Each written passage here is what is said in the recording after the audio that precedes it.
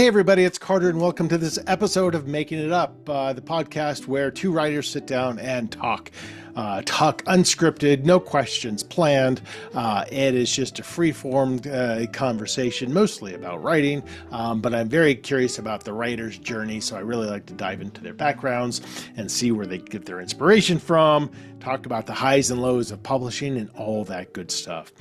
Before we get into today's show, just a reminder, my newest book, Tell Me What You Did, is out and available everywhere.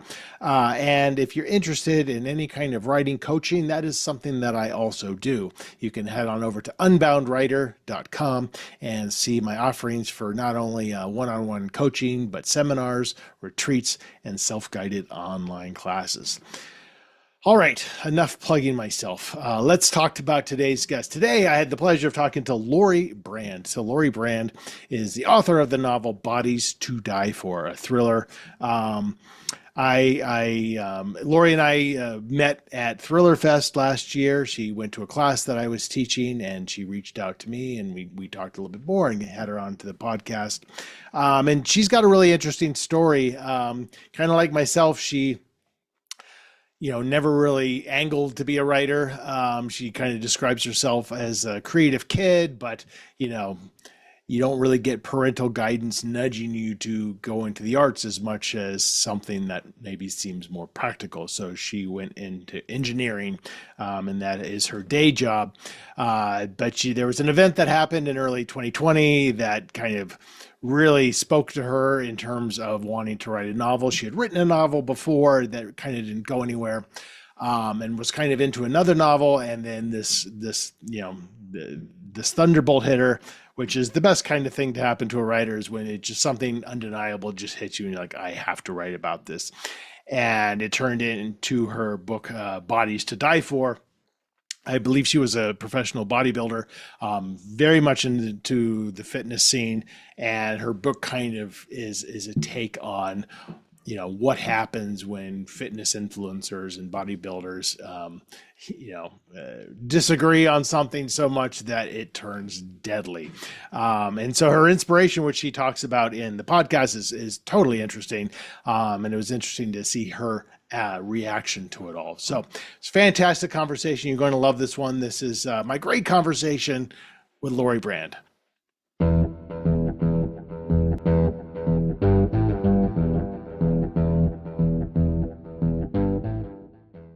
I don't know if I thought about I was a pretty creative kid, but like when I went to school, like I took all like the science classes and everything. Like I have a day job as an engineer. Like I didn't. I think I was creative, but I don't think it's really fostered. And I love my parents, but I don't really know that it was like fostered. But I liked doing creative stuff. But Well, yeah, it's the rare parent who says you're creative, you should pursue something in the arts because that's a safety net kind of a job. Yeah, right. Most parents are very right. like, oh, you like engineering? Go for that. That makes perfect sense. Yeah. It's really like everybody I've talked to, all the writers I've talked to, it's really, you have to do it yourself You really do. unless you come from a family of artists who have made a living. Like I didn't know anybody like No. who did something like this. You know what I mean? Like I not a soul, right? Right. But anyway, Yeah. I mean, it's like us as writers thinking about shifting to writing music. Like it's so, I can't even wrap my head around where you would even begin with that. And I think that's how we all felt before we started writing. I mean, I fell into writing. I had no background or aspirations. I just started one day.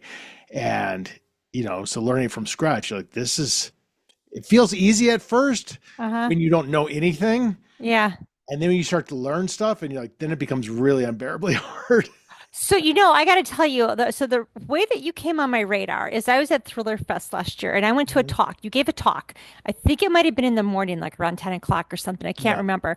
But you talked about how, like, when you were first trying to get your first book published, now I'm not going to get it quite right, but like a whole bunch of stuff went wrong. I think Yeah. like you wrote it, you maybe, I don't know, like maybe it got sold, but like the publisher went out of business, or I don't really Yeah. remember what, but like all these bad things kept happening. Right. And you talked about that, and I found it like incredibly motivational. You know, that Oh, like that here you were, it was like 20 years later or something, and I just found that really, really motivational. I can't remember what all the things that went wrong right away, yeah. but like Well, you my know, like a first three series books of didn't bad. sell. Okay, maybe that was it. It was Well, like and it was then like a when series of bad my things. fourth book Yeah. finally sold, and then that publisher did go out of business about Yes, it was something. It was like this like series of bad events, and like, but you stuck with it, and I thought I don't know I just thought that was really interesting and Oh, really cool. good. I'm glad to Yeah, hear that. I mean, yeah, and it is writing is nothing if not a series of small steps.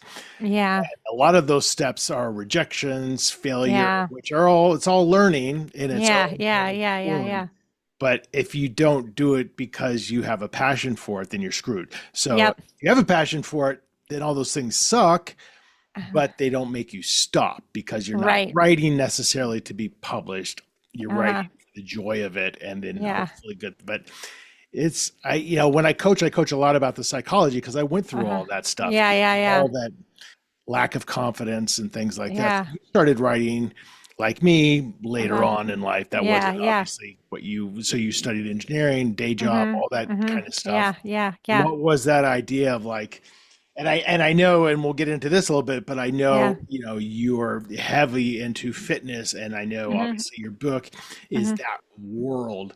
Yeah. So did the story come first, or did you always have this longing desire to write a novel, and then that was the subject matter? Well, so this was my second book I wrote, right? So I Oh, wrote right it, on. Okay. but the first one I didn't get an agent for the first one. So I wrote a book, oh, like 10 years before this one. I just like was compelled to write this other book because I was like working through something and I think I just had to work through it, right? I wrote this whole book and then I started querying it. I knew nothing what I was doing, but I read a lot. And so I think it helped, right? But I queried it.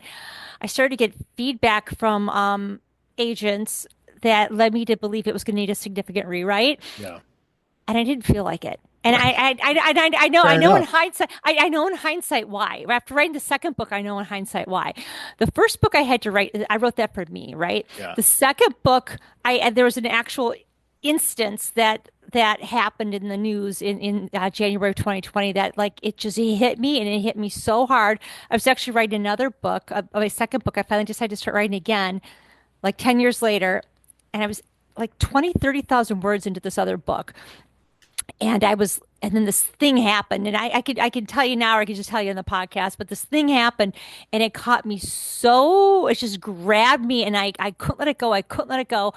And finally, I was like, you know what? I'm just gonna try. I'm just gonna write a little bit, and I wrote like 5,000 words, and I was like, I'm scrapping the other book. I'm going with this one, and this is the one that like I I actually dedicated it to all women everywhere. Like this was the one that like I was going to get it out in the world. If I was going to have to give it away for free on Amazon, I would have, right? I was prepared to self-publish it if I would have had to. I was gonna say what I was going to say and I was going to do it.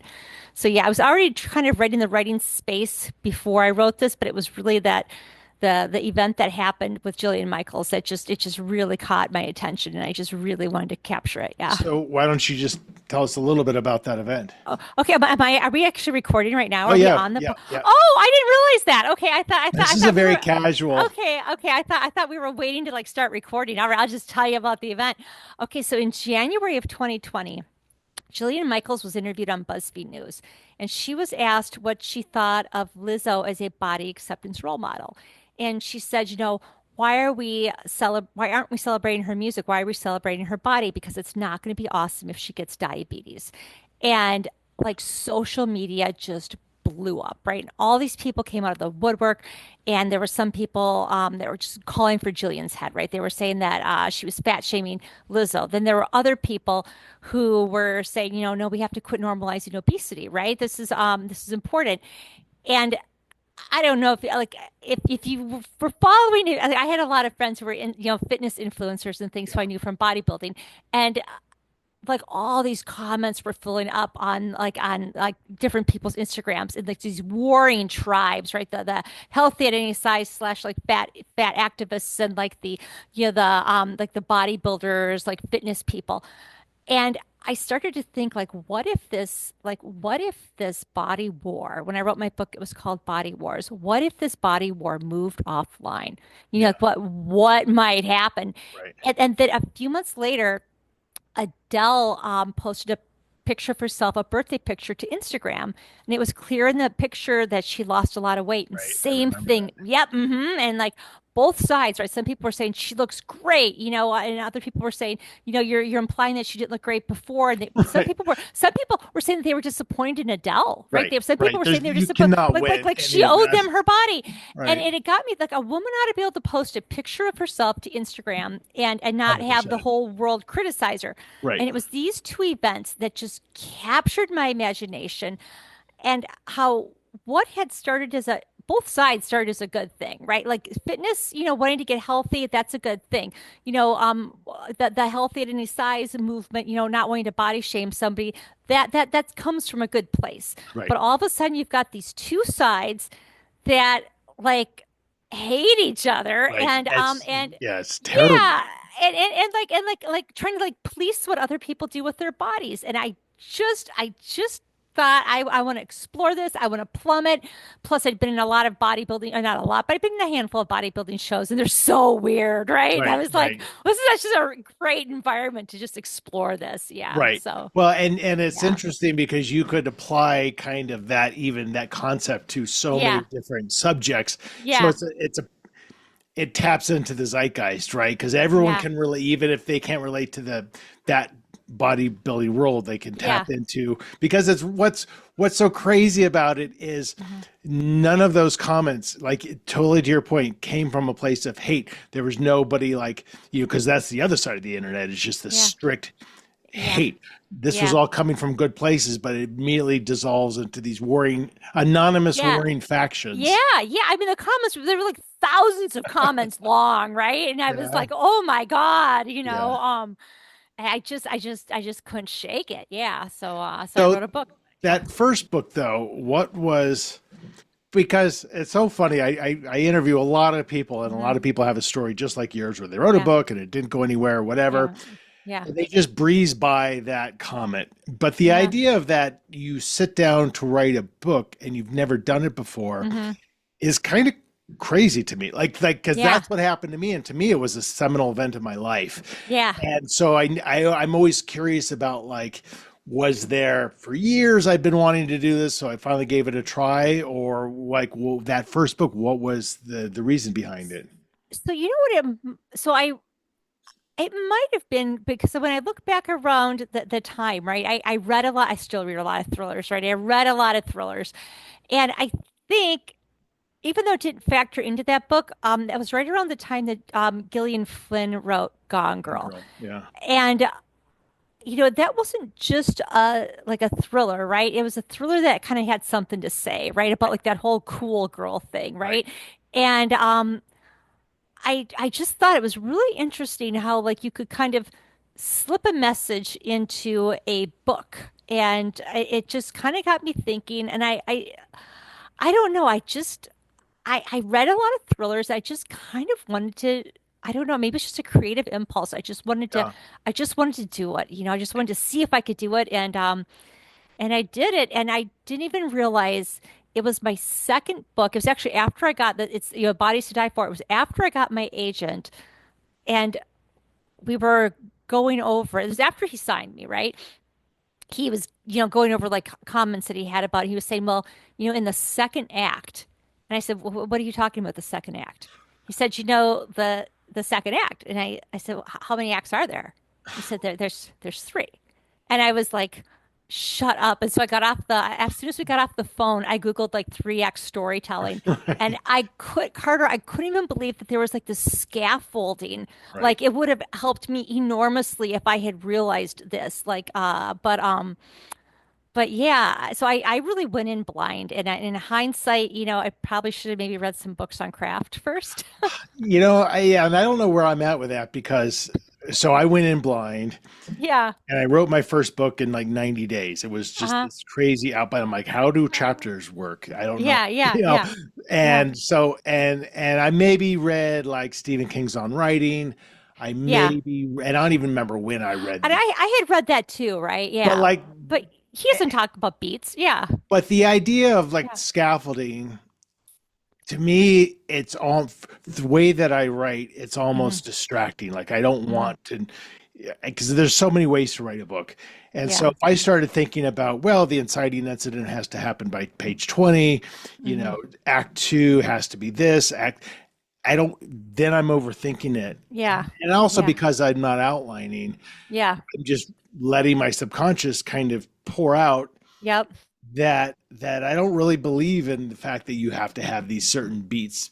I Okay. think that you can like you read all these books, that's Uh-huh. all in there, right? Uh-huh. Right. So Right. and so you're writing and you're not maybe thinking about it, but you have an intuition that says something needs to happen now because we want Yes. to, you know, Yes. and that all adheres to kind of storytelling at some Yep.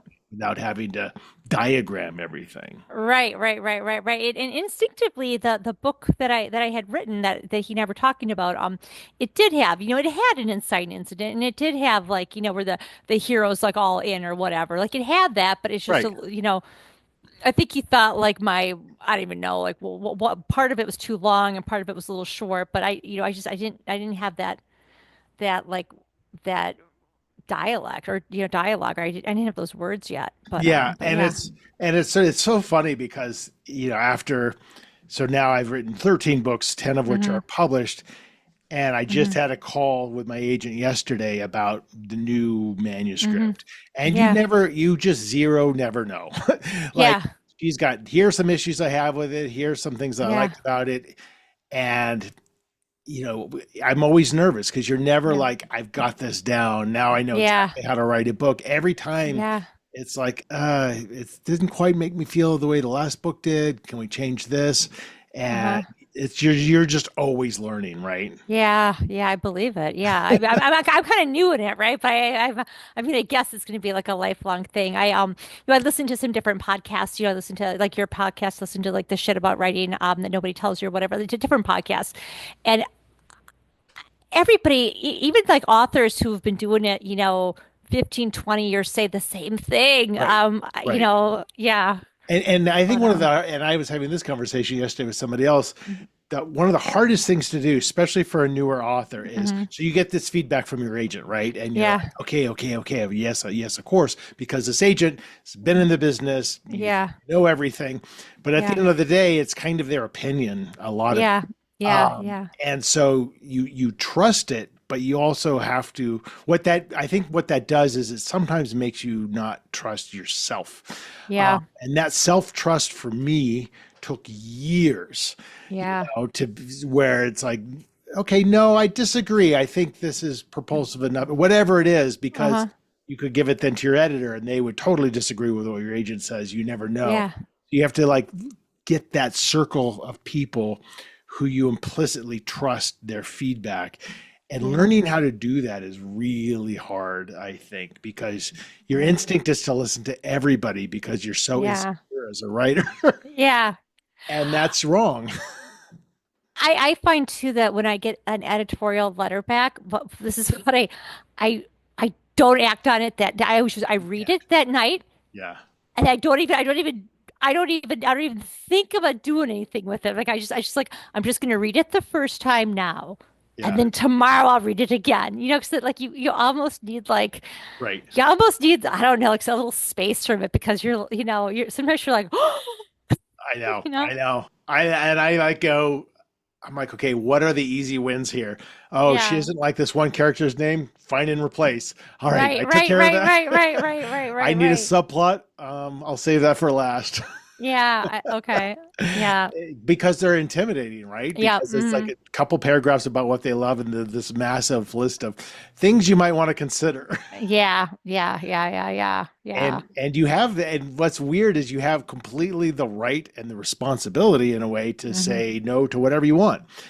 yeah And that's a really hard thing to do. And hopefully you have an editor who you're like, yeah, this is a lot of work, but I can see how this is going to make it better.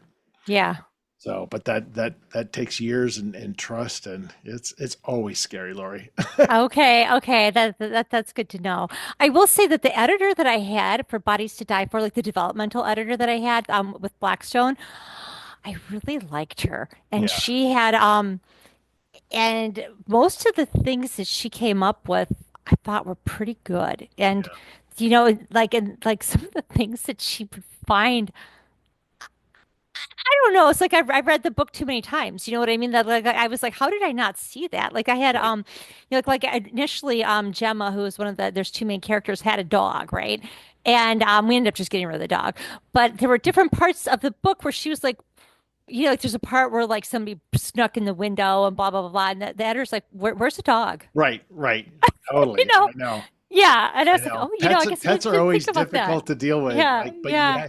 but I love having animals in my books because Yep. it's just this added level of responsibility Yep. and potential threat. Hmm.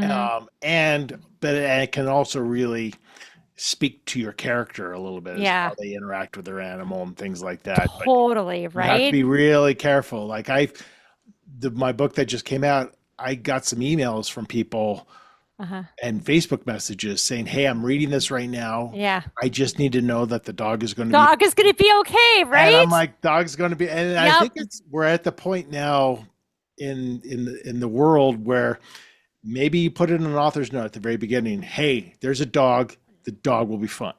Yep. Because people really get on pins and Yep. needles about, Yep. and I get it. Everyone's got their Yep. different trigger. No, but I think that the thing with the I don't want to say too much about your book, but the dog thing happens like it's like right so it's like a chapter one, but I don't think we find out that the are we I know you're recording it, but so we're allowed. You just said that the dog's okay, so everybody knows that. Yeah, But we don't dog's find okay. out till chapter four or something, right? That the dog is okay, or chapter three, or I you know what I forget. mean? Yeah, When the podcaster calls in or whatever, like right. it's right there. And I was thinking like, oh, I don't know, Yeah, right? Same I know. same thing, yeah, I know. And I've told this story a million times, but like I had a yeah. book where I did kill a dog, Oh, you did? but Okay. it was off screen. It was a dog. You Hmm. don't know this dog. It was Hmm. literally just two cops in the police station saying, "Hey, Okay. we found a dead dog on the Uh-huh. green belt today. It looks like it Okay. had actually been killed by a person." Okay. That was kind of the extent of it. Okay. And Goodreads was just like animal abuse and torture and Yeah. cruelty. Don't read I this book. And I'm like, it was a poodle. Like, I have one of my friends. I won't say who it is because she in her book she has a dog that does die, and it's actually part of the plot point. And she's got, if you look on Goodreads, there are lots of people who didn't like the whole that the dog died. Yeah, yeah, yeah, and I get it. And if you yeah, are going to do something like that, obviously it has to completely and totally serve the plot like yeah, anything else. yeah. But I mean, I've killed children, I've killed, and nobody says Okay, anything, okay, but God yeah, forbid there's a cat who, like, gets its whiskers yeah, stained in blood, and they're like, the yeah, world blows up. So, yeah. but I can see that. the Yeah. those are the things that you learn. I mean, it's just like anything else with writing. I found over time that I choose the story that speaks to me. Mm-hmm. I rarely even tell people what I'm writing, much less my Mm-hmm. agent, Mm-hmm. and that's where the joy is. And Mm-hmm. then the real work comes in when you start getting that feedback, Mm-hmm. and start thinking about the marketability, how Yeah. it ties into your brand, all that kind of stuff, which Yeah. feels a little gross, but it's Yep. totally a thing, and Yeah. you should not ignore that. Uh, Yeah. but the actual writing, I think, needs to come from a place of just sheer joy and love of writing, Yeah. because otherwise it's so much work. It is, Why isn't would it? you do it? It is, isn't it? I was God, who was I talking to? I was talking to somebody the other day, about because I considered I don't I know you're not supposed to say it, but I almost consider it a hobby, even though it's really not a hobby, but Yeah, because I have, my day job, but I was saying, but I really work at this, right? Like it's more than a hobby, but I really enjoy it, but this person was saying to me like, well, like how much can you make doing it or whatever? And I was like, if you figure in the amount of hours that you put in, you might almost just be better off getting like a second child. Like if you're looking at it because you want to make, if you're looking at this as like a side hustle to like make some money or whatever, it's Yeah, it's You know, we impossible. I mean, we all want to do, we want to do well, but it's not like, that's not the reason to go into this. You know, I No, mean, like, it's just not. no, it's an act of accretion where those three books that never sold of mine, people like Yeah. you tell kind of civilians about them. They're like, "Oh my God, Yeah. how frustrating!" I'm like, "Well, no, I that was my learning process. Yeah. Yeah. I Yeah. needed Yeah. those books, so everything. And then this book that just came out has sold more copies in 1 month than all of my other books have ever. Uh, Wow, really? Do you think it's and because of the QR code? Do you think it's because of the QR code? Do you I think don't, partly? but that's the thing is I don't know what it is. Okay. And so people are like, oh, you're an overnight success. I'm like, yeah, my 22-year writing veteran overnight success. Yeah, yeah, yeah. It's small steps, that you just Yeah. you only keep doing it because you love it, and Uh-huh. then hopefully the money follows. But even Yeah. then, even when you do well, like the money's not like pouring over my head or anything like that. Mm-hmm. Mm-hmm. But it is hard to think of it as a hobby, and that's the Yeah. natural instinct because we define hobbies as, I think, naturally as things that we enjoy that don't make money.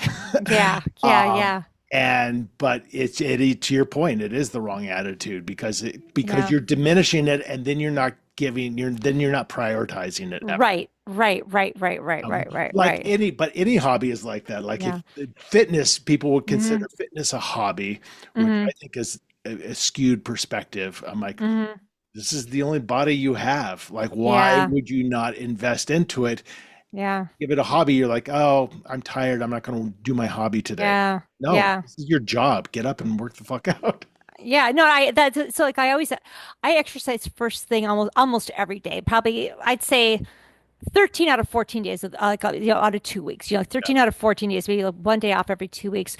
But and then I write every night. I try to I either I put aside like 2 hours at night, and it might not always be like if I might sometimes be like reworking something, so it might not be like a certain number of words that I'm trying to do, but it just might be like I'm trying to fix something or work on something. But I try to put aside 2 hours a night, like every night, and more on Sundays, you know. That's great. I mean, that's a lot of hours, because It is. I'm an hour a day person, but Oh, I'm are you really? seven Okay. days a week, and I've been doing that for Okay. 22 years, and I can Okay. get a draft done in 6 months if I Okay. kind of know what I'm Yeah. doing. So my goal is kind of a book a year, Okay.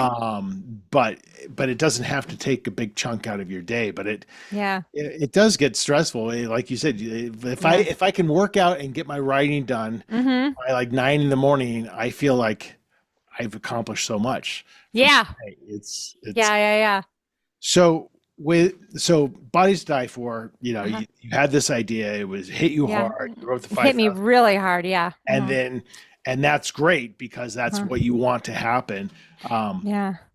but then you have to think about, okay, what's my trajectory at this point? Yeah. Do I wait for that next, lightning bolt to strike, or am Nope. From there, I just went. But I actually stopped writing the book. So that started, so I started writing it. The Jillian Michaels thing happened in January. Adele happened. I think I started writing it shortly after that. The Adele thing kept me going, or maybe the Adele thing is kind of what got me. I can't remember exactly, but it was sometime in the spring. But then COVID happened, right? right, right? And which initially was good because I was working from home and I was able to. It was easier for me to work in the evening. I wasn't quite so tired. And you save commute time and right. Totally. But then,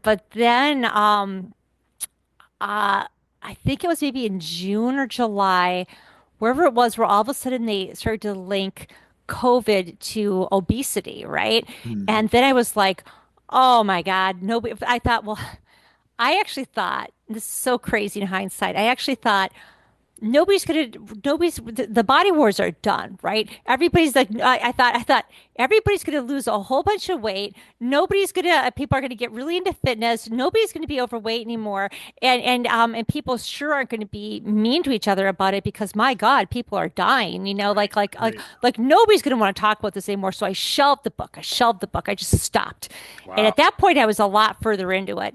And then a friend of mine who is a fitness photographer, because I was writing for fitness magazines, a friend of mine who's a fitness photographer, he and I were talking, and I was telling him about the book that I had shelved. And he said, because I want to know what happens. Right. You got to finish this, right? Because I was telling him about the book, and he goes, you got to get off the phone and you got to finish this. Hmm. And and God bless it, man. I got off the phone and I finished. I was like, you know what? Screw it. Because I was so far into it at that point. I was like, you know what? If nothing else, I'll send it to him, right? And Right. so Right. I finished the book, and and then I just decided, just since I finished it, I'm gonna stick with it. But because I had had that first one that struck out, this time I was a little bit smarter. I got beta readers, and I got some beta reader feedback, and then I cleaned up the book even more, and then so I got it as tight as I possibly could before I tried to find an agent, which I Yeah. didn't do that the first time. Yeah. Yeah. Yeah. And Yeah. then your book comes out in mid 2024. And Yeah. then by then, kind of, the pendulum had swung back a little bit. Yes. Totally, right? Yeah. So, Yeah. so Yeah. I mean, Yeah. the people who were published in 2020, um, including myself, it was just Mhm. like, okay, does this story even make sense to anybody? Yeah. Yeah. Because everyone's world was so different, and yeah, everything Yeah. events and everything like that. So it was fairly insane. Yeah. Yeah, we sold the book in I think like May of 2022. So I signed with my agent in 2021, and then he and I just like reworked the book a bunch, and then he took it out, and then we sold it in like May of 2022, I think. Yeah. Right. And then 2 years Yeah. later, it's published. Yep. And that's, Yeah, yeah. for listeners, especially aspiring writers, Yeah. that's a very, your whole journey with this book, that's a Yeah. very typical timeline. Yeah. So literally 4 years from kind of inception to Yeah. the shelves. Yeah. That's why you never want to chase the market, because the market is going to Right? change. Yes, I can't even believe it. I know. I couldn't even believe it. Then, and it seemed, what was so interesting is it seemed so far off and so far off, and like just this weird thing that wasn't going to happen. And then all of a sudden, at like, I don't know, maybe like somewhere around like 2 months out, all of a sudden it started to seem real, right? Right, And like right. like all of a sudden it's like a train coming down the tracks, Right. like you've got like advanced reader copies and people like posting things on like You're starting to Goodreads, and see Goodreads yeah, reviews. all of a sudden it starts to become really real, and then all of a sudden you're like, oh my God, it's like I know. like you can't get off this train. It's happening, Right. And Yeah, there are yeah, just some rabbit holes you can go yeah, down. You're yeah, yeah, Googling yeah. your name to see Yep, somebody yep, left a review that yep, didn't tag you so you can see that. Yeah. yeah, yeah. And it's interesting. Like, right, I'm at the point where like I like to see like the first 20, 30 reviews on Goodreads Uh-huh. that are 5 months before Okay. publication. And of course, I want to see any kind of trade reviews. And Yeah. then at that point, I'm just like, I just will check Goodreads once every few days just to see the number of reviews. Yeah. Okay. I'm more, and I never look at them Okay. because it's just I like, read them. I do. I totally. read And I them. did, I Yeah. did too, because, Yeah. and I'm actually a proponent of reading them Uh-huh. because, you're selling a product Right. and you can't change the product based on Right. the reviews, but it can inform you about future products. So Yes. if everyone hated your ending, that's Yep. information, It right? is, right? Yep. Um, and then I think, at least just speaking for myself, you get to a point where you're like, you know, I like the way I write, and Yeah. it's not going to be for everybody. Right. And Yep. I will listen to my agent, I will listen to my editor, Mm-hmm. and my partner is the one who first reads my book, so I'll listen to her, Mm-hmm. Mm-hmm. and that's kind of it. Yeah. Yeah. Because well, I think if you try to please everybody, if you try not to offend anybody, or if you try to please everybody, I don't think you're gonna have anything that anyone strongly likes, And Right. so you'd Totally. rather have like your group of people that really liked it, and have some other people who don't like it, than everybody just being like, yeah, it's all right. Yeah. It is interesting to get feedback that's surprising to you. So a good example would be like I get a lot of feedback about my Mhm. short chapters. And Okay. that's not an intentional thing that I do. That's just Yeah. how I write. That's how my Yeah. brain works. Yeah. And then people tell me like I read this in a day because of the short chapters. Yeah. And so then I'm like, oh, that's interesting. I never thought Yeah. about that. So I'll Yeah. think about things like that, but if it doesn't necessarily change how I Yeah. write necessarily. Yeah. Um, and just like, yeah, and even with Tell Me What You Did, like trying to figure Hmm. out like, well, why is this one selling? That's a Hmm. rabbit hole that's you don't really want to go down either, because Okay. you don't know. You don't Yeah. know what it is. I'm convinced that, getting the book in the right hands early, and the Uh-huh. right hands meaning people who you have to write an undeniable book. Uh-huh. The book has to be good. That's your Yeah. primary responsibility as an author. But Yeah. getting it in the right hands, people who have a loud voice, meaning Uh-huh. Instagram influencers, or Yeah. even though they're getting free copies, Yeah. they have 30,000 followers and they loved your book. Mm-hmm. That's awesome. And it's Yeah. word of mouth. You have to get to a level where you can get into the conversation, but then it's word of mouth that really takes it to the next level, I think. I think so too. I really do. It's the books that people can't stop talking. Like when I like a book, God, I'm the worst. When I like a book, I like thrust it on everybody. I tell Totally. everybody about it. I tell people in the grocery store. I tell people, I'd be like, Right. I'll be like, have you read this? Like, I like Right. and and I still even do it about books that I read like 10 years ago. Like, if you are an EMT, if you're, somebody who works on an ambulance and Yeah. I meet you, I insist that you have to read 1,000 Naked Strangers, right? Okay. Or like if you like dogs and like race cars, right? Like, oh my gosh, you have to read The Art of Racing in Right. the Rain. Like, Right. I didn't like any book that I'm reading. I just tend to like thrust on people if I really like it too. But that's Yeah, what's kind of good about your book too, right? Because yeah, it's a space that I'm guessing uh-huh. is does has very few other books in the bodyweight competition Possibly. space. Yeah, yeah. I Thrillers I'm talking about. Yeah. I don't know that there are any Right. bodybuilders or thrillers at bodybuilding shows. I'm not aware of any. Right. Right. So I Yeah, mean, not that that's necessarily the deepest yeah, audience in the yeah. world to You're be right. able to sell thousands and thousands of copies to, Yeah, but it sets itself apart, which I think yeah, is the most interesting thing, because how many thrillers do we read that are well written, that are uh-huh. engaging, maybe propulsive, but Yeah, kind of forgettable? yeah, yeah, They yeah, don't yeah, stick with you. And here yeah. you are remembering an EMT thriller, Oh yeah. Well, that and one was a memoir, but it was okay. so good. It's yeah, about a guy wrote a thriller. He was it was right after 9/11, I think. I can't remember what it was. It was some, I think it was after 9/11 that he wrote it. But he wrote a memoir about his time. He became an EMT, decided to change his life. He didn't write it right after 9/11, but 9/11 happened. He decided, It I want to informed change him, my yeah. life. And he became a EMT. And he was an EMT for a number of years, and then he wrote a memoir about it. But yeah, I like Oh, if you it is the things he learned by doing it, like how he changed and how valuable he found life, and like what people like when somebody's like about, if it's a life and death situation, how people's facades fall away. yeah. Like everything gets really real when your life is on the line. Right, But right. anyway, yeah, All yeah. pretense is stripped. Yep, yep, yep, yeah. Lori, what's next for you on the book front? Well, so I have a book right now that is with my agent. He and I have gone back and forth a number of times with it. Yeah. It's we're not ready to take it out just yet, but hopefully at some point we will. But it's a dual POV thriller. I don't want to say Yeah. too much about it, Now, but does yeah. Blackstone have the option on that? No, I don't think anybody has an option on it. Okay. Mm-mm. So you Yeah, can just take it anywhere. yeah, yeah. Yeah. Although I really liked Blackstone, so I would certainly think that we would at least try to Yeah. go back to Blackstone. Yeah, I liked my experience with the people there. Yeah. Oh, good. Good. Well, we're going to wrap up. Before we do, we're going to do our own little storytelling part. Oh This is yes. the making Okay. it up part of the show, which everyone Okay. gets nervous about, but I get nervous every time. Just so Okay.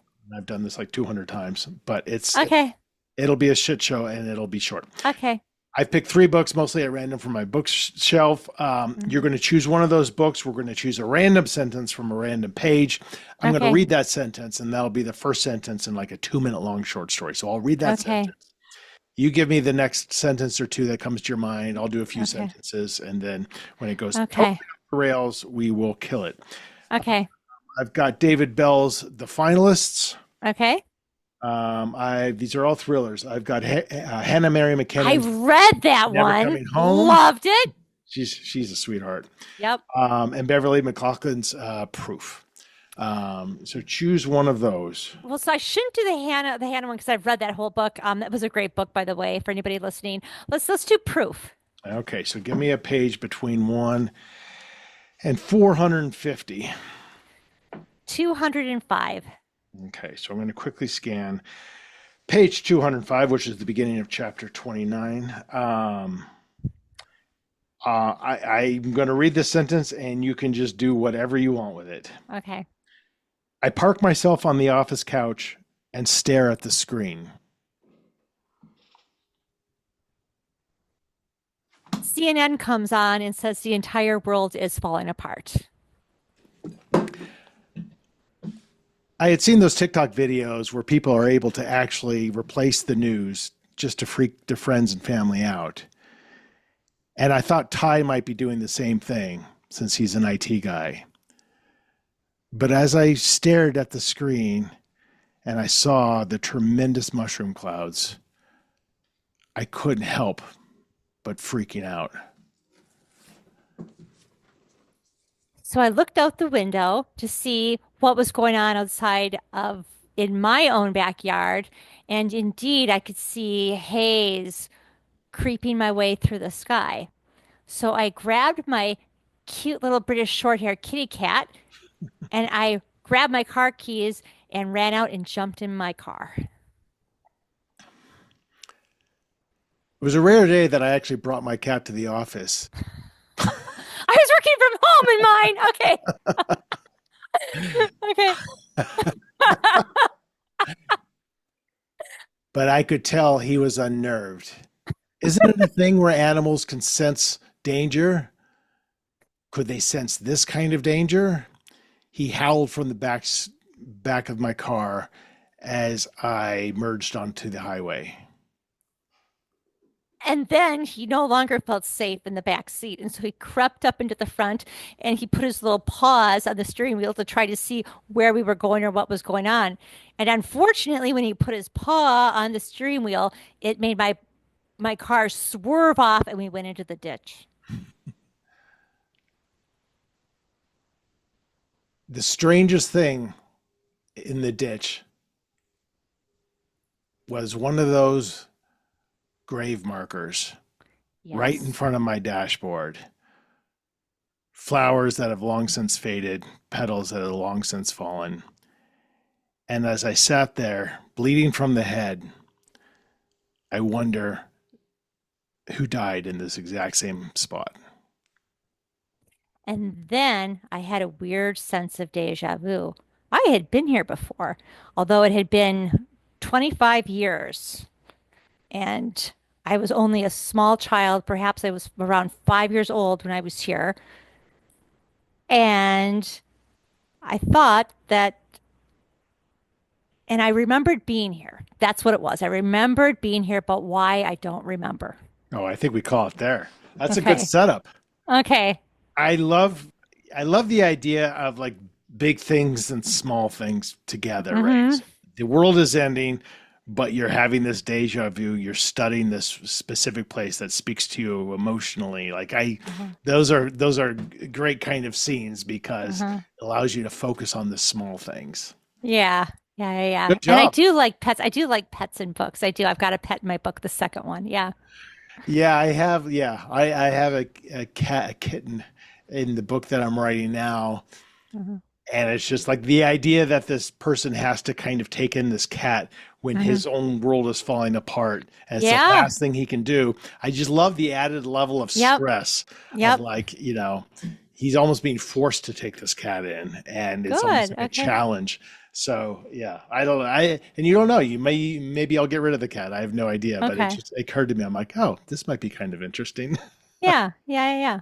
So I Very cool. know you are on the list because I'm a co-chair of the debut committee at Thriller Fest. Mm-hmm. Yeah. The debut author festivities at Thriller Yeah. Fest this year, I hope. I am. Um, Mm-hmm. Yeah. awesome. So yeah, Leah Yeah. and I will be kind of working with you all on that. So that'll be fun. So I'll see you in Thriller Okay. Fest and maybe VoucherCon, something else. Okay. That would So be nice. Yeah. awesome. Great talking to you, Lori. Okay, Congrats with thank the you. book and looking to see what you do next. Okay, thanks so much. I appreciate it. Well, that's it. That is my conversation with Lori Brand. It was fantastic, and we made up a great little story at the end that had a cat.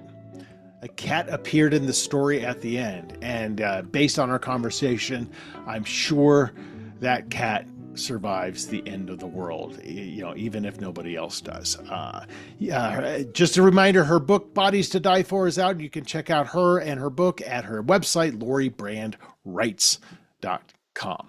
And head on over to carterwilson.com. You can check out my books, my newsletter, my blog postings, Making It Up episodes, all that good stuff. And if you want to go on over to unboundwriter.com, there you can find out information about my one-on-one coaching, my writing retreats, my seminars, and my self-guided online classes. All right, friends, that is it. We're wrapping up another episode of Making It Up, another one out just next week. Thank you, as always, for watching and or listening. Take care.